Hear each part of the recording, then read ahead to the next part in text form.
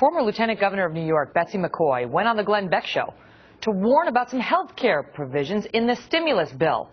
Months later, she went through the massive first draft of what would become the health care overhaul law and sent an even louder message warning about what it meant for every American. Before long, she was coming under serious attack. The elephant in the room here is that all these bills are devastating care for seniors, and the Baucus bill is the deadliest of all. You want to scare seniors because that's your business. But provide cost and quality guidelines that will tie the hands of doctors. So let's talk about seniors. I'm going to make the point to the audience that you did not acknowledge or deliver an answer to my question. You're not a very fair moderator.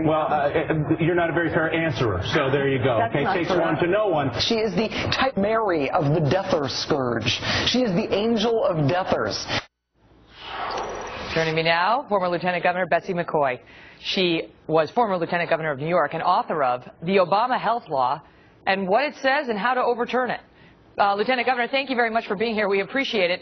That really takes us back. I mean, I remember being on America's Newsroom with Bill Hemmer when we had you on, and you were sounding some of these alarm bells well before the town halls, well before the American public really got tuned in to what was in the then bill and started raising concerns about it. Some of the concerns you raised were debunked. Others have been proven true. Where do you think we stand now as we await a Supreme Court hearing on the constitutionality of the heart of this law, the individual mandate? Well, we are heading toward a constitutional showdown next week in the United States Supreme Court, and this is probably the most important case, certainly one of the most important cases of our lifetimes, because it will determine the relationship between government and the individual. First of all, if government can force all of us to purchase health insurance, government could force us to purchase cars to prop up Detroit, or stocks and bonds to prop up Wall Street. There's no limiting principle. There's no way to stop the federal government from forcing us to do things or buy things to solve many other social problems.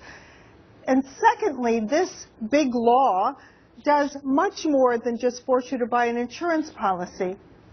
For the first time in history, it empowers the federal government to dictate how doctors treat privately insured patients, people in Aetna and Cigna who paid for their plan themselves. The law specifically says that insurers can pay only the doctors who obey whatever regulations the federal government imposes in the name of quality. And that could cover whether your cardiologist chooses to recommend a stent versus a bypass, or when your OBGYN. Let me jump in, because you warned back in July, this is July 24th, 2009 in the New York Post, and you wrote a piece called Deadly Doctors. And you wrote as follows: the health bills coming out of Congress would put the decisions about your care in the hands of presidential appointees. And you went on in this piece to say no one is leveling with the public about the dangerous views of the folks who are behind this law.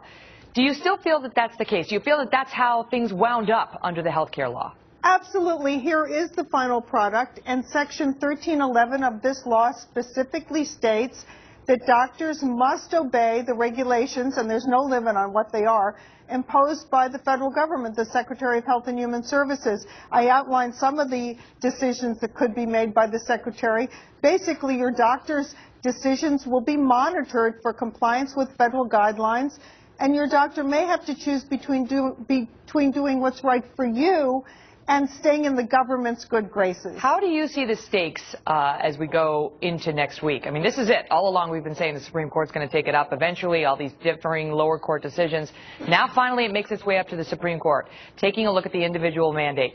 How do you see the stakes of this decision and this argument? Well, I'm reasonably confident in a victory, not because, as so many are, I've been parsing the justices' previous decisions, although that's always interesting, but because the stakes are so high, because liberty here is at stake. It goes way beyond health care.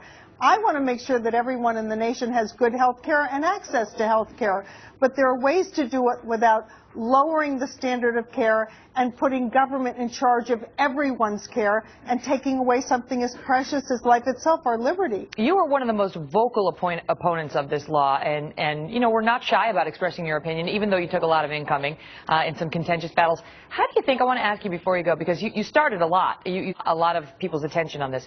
How do you think the war was lost? How do you think it got to the point where this law was passed over the objection of so many Americans. That's right, but though it hasn't been lost. First of all, public opinion is as against this law as the day it was signed into law. So, of course, the stakes are very high as the Supreme Court hears oral arguments next week and renders a decision likely in June. But the American public has a second chance to get rid of this law, and that is in November. So if the court doesn't strike it down, I'm reasonably confident that the electorate will. Okay, I'll leave it at that. Ma'am, thank you so much for coming back on. We appreciate it. All the best. Well, there is growing controversy today after a